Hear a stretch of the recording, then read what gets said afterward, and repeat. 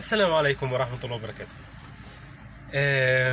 كنت عاوز أتكلم عن حسن الطلب، أو حسن التمني على الله، أو إن الواحد يدعي ربنا إن هو عاوز حاجة معينة، أو إن ربنا يرزقه بحاجة معينة.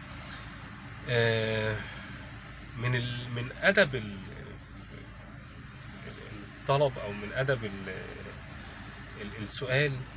آه، إن قبل ما تسأل ربنا إنه يرزقك الشيء ده، ادعي ربنا ان هو يرزقك ان انت تكون اهل ليه، اهل للشيء اللي انت بتتمنى على الله ان هو يرزقك اياه.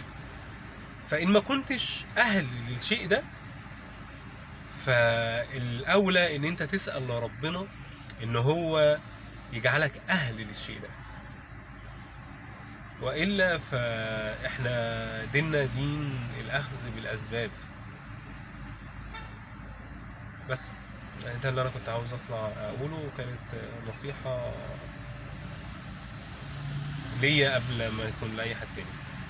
جزاكم الله خيرا، والسلام عليكم ورحمة الله وبركاته.